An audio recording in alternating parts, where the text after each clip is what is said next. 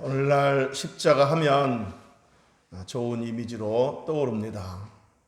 그래서 교회를 안 다니는 사람들일지라도 기독교를 아주 싫어하는 사람들을 제외하고는 십자가 목걸이를 착용하고 다니는 분들도 많이 있습니다. 그러니까 오늘날의 십자가는 대부분의 사람들에게 좋은 이미지를 주고 있습니다. 하지만 예수님이 못 박히셨던 그 당시에는 십자가는 그런 좋은 이미지가 아니었습니다. 당시 십자가는 가장 흉악한 죄인에게 내리는 그 로마 형벌의 도구였습니다. 십자가 형벌에 처해졌다 그러면 가장 흉악한 죄인, 가장 흉악한 형벌, 이런 이미지가 있기 때문에 당시 십자가는 부끄러운 것이었고 수치스러운 것이었고 혐오스러운 것이었습니다. 자, 그렇기 때문에 예수님 제자들이 혹은 사도들이, 초대교회 그리스도인들이 십자가에 달린 예수 그리스도의 복음을 전할 때 당시 사람들은 그것을 달갑게 여기지 않았습니다. 좋게 받아들이지를 않았습니다. 십자가 때문에. 자, 오늘 본문 23절에 보면 우리는 십자가에 못 박힌 그리스도를 전하니 유대인에게는 거리끼는 것이요 이방인에게는 미련한 것이로되 라고 했습니다. 자, 그러니까 예수님의 제자들이, 사도들이 혹은 초대교회 그리스도인들이 이렇게 곳곳에 복음을 전할 때, 십자가의 도를 전할 때, 여기서 도라는 것은 복음이라고 생각하면 됩니다. 가르침, 십자가의 가르침, 십자가의 복음을 전할 때 유대인들은 십자가를 거리끼는 것이라 이렇게 여겼습니다. 좀 찝찝한 것, 좀 걸림돌, 영어 성경에도 걸림돌이라고 번역이 되어 있습니다. 그리고 이방인들은 미련한 것이다 이렇게 치부를 했습니다. 십자가는 미련한 것이다 이렇게 치부를 했습니다. 자, 그러니까 유대인들이나 이방인들이 십자가의 복음을 들으면 그건 믿을 것이 못 된다, 믿을 만한 것이 못 된다라고 생각하고 십자가를 거부했다는 이야기입니다. 그러니까 유대인들은 십자가를 거리끼는 것이라고 치부를 했다고 했는데, 이 거리끼는 것이라는 말은 아까 말씀드렸듯이 걸림돌, 어떤 방해되는 것, 이런 의미입니다. 그러니까 유대인들이 예수를 믿고 싶어도 그 예수가 매달려 죽었던 십자가, 그 사건이 마음에 걸린다는 얘기입니다. 십자가 사건만 아니었으면 예수를 믿을 수도 있는데 그 십자가 형틀을 생각하면 어떻게 십자가 형틀에 매달린 예수를 우리가 믿을 수 있단 말이냐, 이런 생각을 갖고 있다는 거죠. 특별히 유대인들에게는 더 거리끼는 것이 되었습니다. 왜냐하면 왜 유대인들에게는 십자가가 걸림돌이 될까요? 왜 거리끼는 것이 될까요? 그 이유가 본문 22절에 있습니다. 22절에 보면 유대인은 뭘 구하고? 표적을 구하고. 그러니까 유대인들은 표적을 좋아한다는 얘기죠. 늘 표적을 찾는다는 얘기입니다. 표적이라는 말은 어떤 사실을 증명하기 위해서 나타내는 기적, 이걸 의미하는 겁니다. 그러니까 이런 기적을 보여줌으로써 봐라, 하나님 살아계시지 않느냐, 이게 표적이라는 겁니다. 구약 성경에 보면 제자들이, 선지자들이 하나님의 살아계심과 하나님의 능력을 나타내기 위해서 많은 기적들을 행했습니다.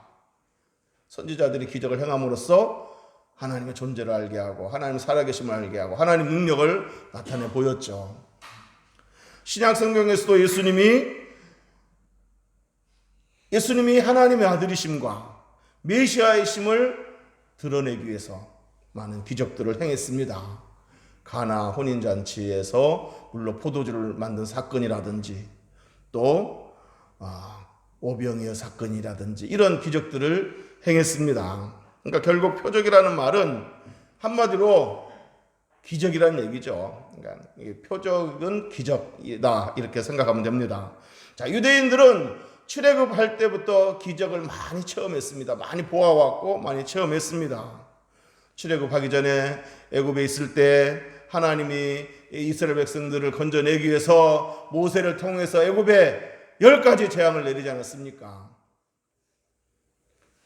이스라엘 백성들이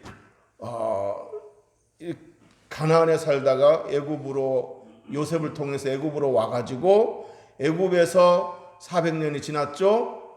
그러니까 요셉 시대 사람들은 하나님은 어떤 분인지를 잘 알지만 그 이후의 세대들은 여호와가 누군지를 모르는 거예요. 그러니까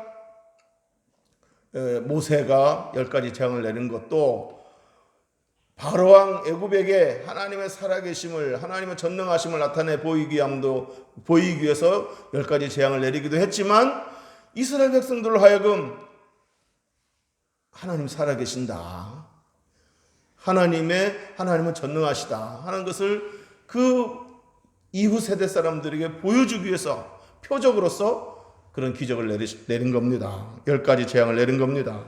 출애굽한 후에도 홍해바다가 눈앞에서 갈라지는 것을 유대인들은 보았고 그 갈라진 그 바닥을, 홍해바다 바닥을 육지처럼 건너는 경험을 했습니다. 뿐만 아니라 바위사에서 생수가 터지는 것을 보았고 그 생수를 직접 마시기도 했습니다. 그들은 또 약속의 땅 가나안에 들어가기까지 40년 동안, 무려 40년 동안 하루도 빠짐없이 광야를 지나갈 때 하루도 빠짐없이 하늘에서 내린 만나와 메추라기를 먹었습니다. 매일매일 그걸 경험했습니다. 여리고성을 점령하기 위해서 하나님 명령하신 대로 7일 동안 매일 한 바퀴씩 돌되 마지막 날은 7바퀴를 돌았죠. 그러자 여리고성이 거짓말처럼 무너졌습니다. 이것들을 다 본 유대인들 아닙니까? 또 아까도 말씀드렸듯이 예수님이 떡 5개와 물고기 2마리로 장정만 5,000명을 먹이고도 12강지를 남긴 그런 그 현장을 보았습니다. 이런 기적을 체험한 이 유대인들은 어떻게 했습니까? 예수님을 뭐 삼으려고 했습니까? 임금 삼으려고 했습니다. 자, 이처럼 유대인들은 표적과 기적을 많이 경험했습니다. 그래서 그들은 눈으로 표적을 봐야만 믿으려고 했고 표적이 눈에 보이지 않으면 이건 믿을 것이 못 된다고 믿으려고 하지 않았다는 얘기입니다. 자, 그런데 로마 군병들에게 아무 저항도 하지 못하고 힘없이 끌려가고 갈보리 언덕에서 힘없이 십자가에 매달리고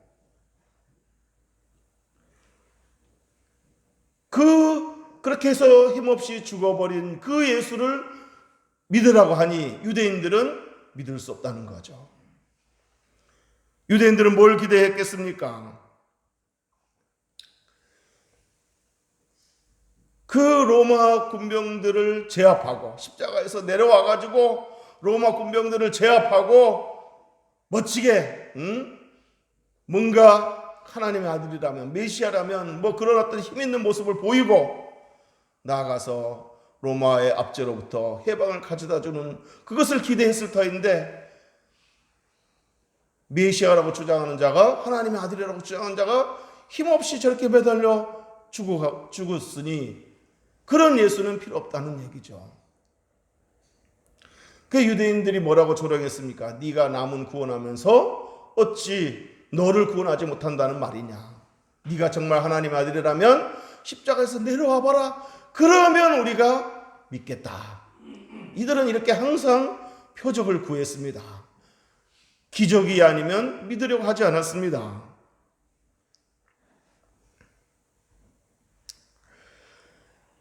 십자가에 매달린 그 예수 그리스도를 메시아로 받아들일 수 없다. 유대인들에게는 이처럼 십자가는 거리끼는 거였습니다. 걸림돌이었습니다. 믿고 싶어도 그런 예수 믿을 수 없다. 십자가만 아니었으면 좀 믿을 수도 있는데 십자가 때문에 믿을 수 없다. 십자가는 거리끼는 거다. 찝찝한 거다. 걸림돌이다. 이렇게 생각을 했답니다. 자, 그렇다면 유대인이 아닌 이방인들은 어떻게 생각했다고 했습니까? 23절 다시 한번 읽어보겠습니다. 우리는 십자가에 못 박힌 그리스도를 전하니 유대인에게는 거리끼는 것이요 이방인에게는 미련한 것이로되. 이방인의 눈에는 십자가가 미련한 것처럼 보인다는 얘기입니다. 왜 이방인들에게는 십자가가 미련한 것일까요? 22절에 보면 유대인은 뭘 구하고? 표적을 구하고, 헬라인은 뭘 찾는다? 지혜를 찾는다 그랬습니다. 여기서 지혜는 어떤 논리적 사고, 철학적 사고, 이런 것들을 말합니다. 헬라인이라는 말은 이방인을 대표하는 그리스 사람들을 말합니다. 고대 그리스 사람들, 오늘날 그리스 사람을 말하죠. 고대 그리스 사람들은 철학적으로 사고하는 것을 좋아했고 논리적으로 토론하는 것을 좋아했습니다. 그래서 항상 새로운 지식을 추구하고 그랬습니다. 여러분, 고대 그리스에서 철학과 논리가 발달했죠. 3대 고대 철학자가 다 고대 그리스에서 나왔습니다. 누구죠? 소크라테스, 플라톤, 아리스토텔레스, 다 고대 그리스 철학자 아닙니까? 그러니까 일찍이 고대 그리스는 철학이 발달한 나라예요. 이들은 항상 어떤 이 철학적인 사고를 추구하고 철학적인 사고, 논리적인 사고 아니면 뭘 이렇게 받아들이려고 하지 않습니다. 뭔가 철학, 논리적으로 뭔가 납득이 되어야만 이들은 받아들이려고 하는 그런 경향이 있습니다. 그런데 이런 이방인들, 이런 헬라 사람들에게 십자가의 도를 전하면서 십자가에 매달린 예수 그리스도가 우리에게 영생을 가져다 준다. 우리 제 문제를 해결해 주고 우리에게 영생을 가져다 준다. 이렇게 말을 하니까 그 헬라 사람들의 사고와 논리로는 이게 납득이 안 되는 거예요. 어떻게 예수 그리스도의 피가 우리를 구원할 수 있단 말이냐. 이게 그들의 철학적 사고, 논리적 사고로는 십자가의 도가 도저히 이해가 되지 않는 겁니다. 그래서 이건 말도 안 되는 황당한 이야기다. 십자가의 도를 믿는 것은 미련한 짓이다. 어리석은 짓이다. 이렇게 치부하였던 겁니다.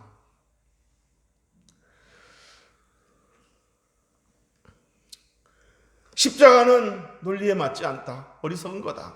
이렇게 거부를 했습니다. 여러분, 그런데 오늘날도 마찬가지입니다. 오늘날도 사람들은 뭔가를 보아야만 믿으려 하고 유대인들처럼 뭔가를 봐야만 믿으려 하고 또 헬라인들처럼 논리적으로 뭔가 이렇게 납득이 되어야만 이성적으로 납득이 되어야만 믿으려고 합니다.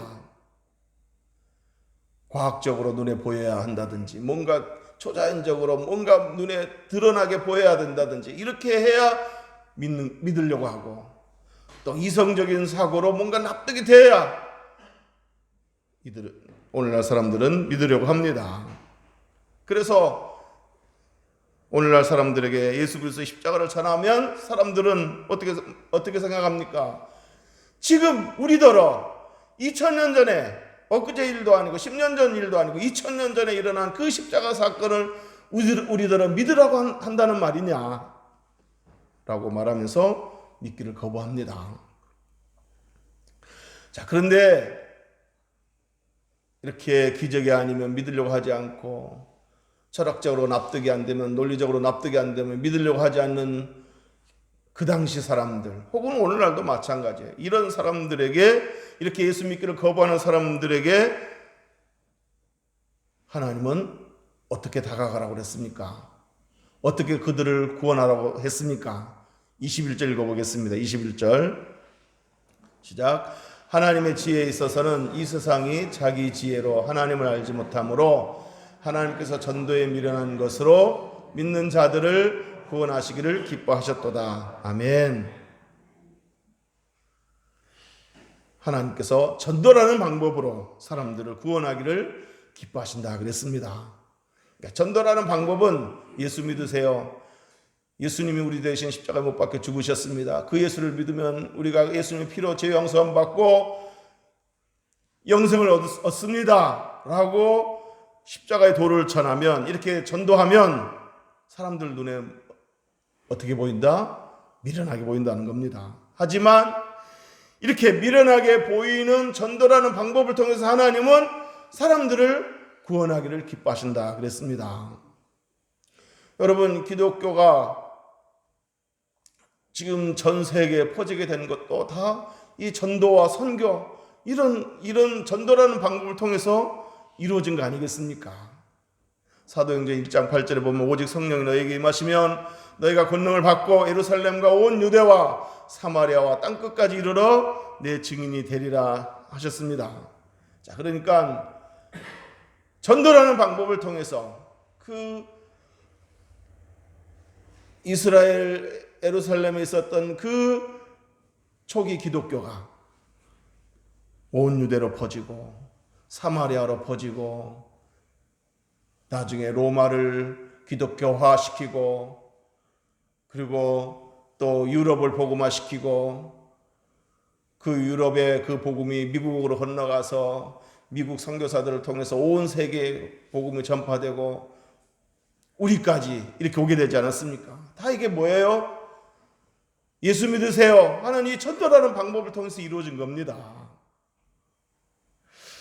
전도라는 방법이 사람들 눈에는 미련하게 보일 수 있지만 그러나 우리가 주께서 명령하신 대로 전도할 때 배후에 성령께서 그들로 하여금 믿을 수 있도록 설득하시고 또 믿음의 눈을 열어주십니다.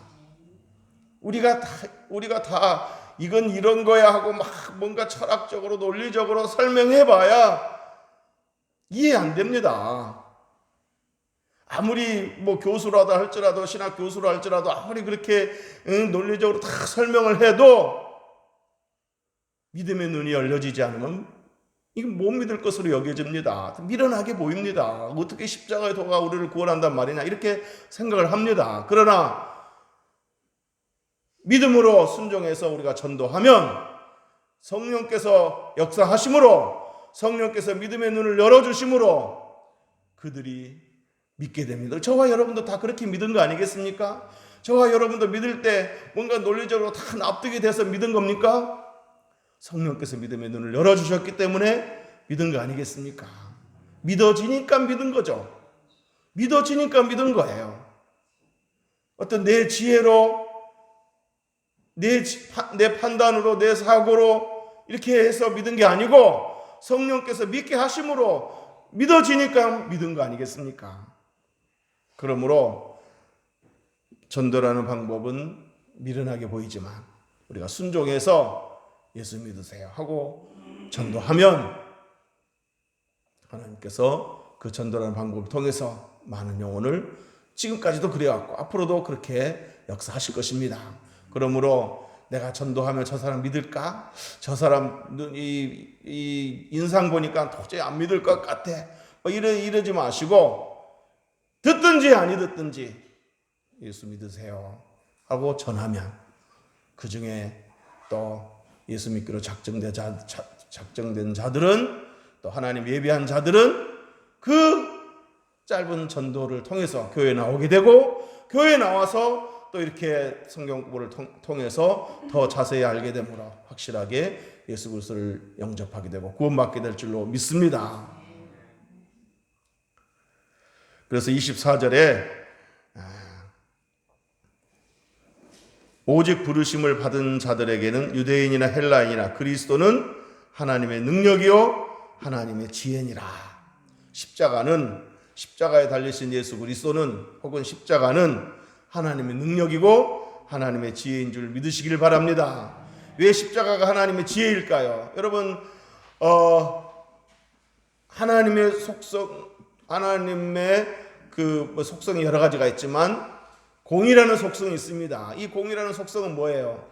하나님 죄를 지으면 하나님은 그 죄에 대한 그 값을 반드시 치르는 게 하나님의 공입니다. 죄를 그대로 결코 묵과하시지 않습니다. 그런데 하나님은 또 죄인들을 사랑하시죠. 그래서 죄인들에게 형벌을 주시기를 원하지 않으셔서 그들을 구원하시기를 작정하셨는데 그게 뭐예요? 예수 그리스도로 하여금 대신 벌받게 하는 거예요. 대신 죄값을 치르게 하는 거예요. 자, 그러니까 하나님의 공의가 이루어진 거죠. 왜? 예수 그리스도가 대신 그 죄값을 치렀으니까. 그래서 하나님의 공의도 이루어지고 또 죄인들을 사랑하는 그 사랑의 속성도 만족이 되고, 이 두 가지가 만족이 됨으로써 구원이 이루어진다는 얘기죠. 그러니까 십자가는 하나님의 지혜인 겁니다. 지혜. 하나님의 공의도 만족할 수 있고. 왜? 누군가가 벌을 받았으니까. 또 예수 그리스도가 벌을 받음으로써 죄인을 건질 수 있으니까 하나님의 사랑 속성도 적용할 수 있고. 그래서 이 두 가지를 만족시킬 수 있는 것이 바로 십자가다. 십자가는 하나님의 지혜인 줄 믿으시기를 주의 이름으로 축복합니다.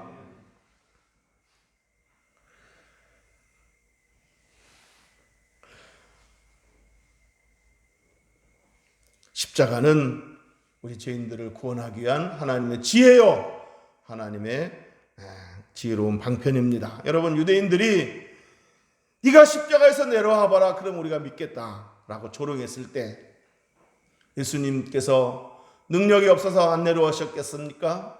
맘만 먹으면 천군 천사들을 대동해서 저 로마 병정들을 제압하고 봐라, 내가 하나님의 아들이다, 내가 메시아다, 이렇게 보여줄 수도 있지만 그 권리를 참으시고 인내하시면서 끝까지 죽음의 길을 걸어가셨습니다. 왜 그렇습니까? 예수님이 죽으셔야만, 예수님이 그 우리 대신 죄값을 치러야만 우리가 구원받을 수 있다는 사실을 알기 때문에, 하나님 뜻을 알기 때문에, 하나님 계획을 알기 때문에 그는 묵묵히 도살장에 끌려가는 어린 양처럼 죽음의 길을 걸어가신 것입니다. 그래서 저와 여러분의 구원이 이루어진 겁니다. 십자가는 하나님의 지혜인 줄 믿으시기를 주의 이름으로 축복합니다. 고린도전서 1장 18절에서도 십자가의 도가 멸망하는 자들에게는 미련한 것이요 구원을 받는 우리에게는 하나님의 능력이라. 믿습니까? 이제 말씀을 정리하도록 하겠습니다. 우리가 이제 조금 있다가 성찬식을 가질 건데, 바라기는 이 성찬식을 통해서 예수 그리스도의 그 사랑을 깊이 묵상할 수 있기를 바랍니다. 그 사랑에 깊이 감사할 수 있기를 주의 이름으로 축복합니다. 그 예수님이 그 십자가에 그 세 개의 못에 걸쳐서 매달렸을 때 얼마나, 정말 그 살이 찢겨졌을 때 얼마나 고통스러웠을까. 빵을 대하면서 예수님 그 찢겨진 살을 생각하면서 나 때문에 이렇게 찢겨지는 고통을 당하셨군요 하면서 주님께 깊이 감사하는 저와 여러분 되시기를 주의 이름으로 축복합니다. 예수님께서 물 한 방울 피 한 방울 남기지 않으시고 다 쏟으셔서 저와 여러분을 구원하셨습니다. 포도주를 대하면서 나를 위해서 흘리신 그 피를 생각하며 참으로 깊이 감사하는 저와 여러분 될 수 있기를 주의 이름으로 축복합니다. 나아가서 이 성찬식을 대할 때, 주의 살을 기념하고 상징하는 빵을 대할 때, 주의 피를 기념하고 상징하는 포도주를 대할 때 저와 여러분의 마음이 치유되고 몸이 치유되고 삶이 치유되기를 주의 이름으로 축복합니다. 그리고 나아가서 이 성찬식을 대한 저와 여러분이 세상에 또 살아갈 때 십자가를 부끄러워하지 아니하고 십자가를 자랑하고 십자가를 증거하는 저와 여러분 되시기를 주의 이름으로 축복합니다. 기도하겠습니다.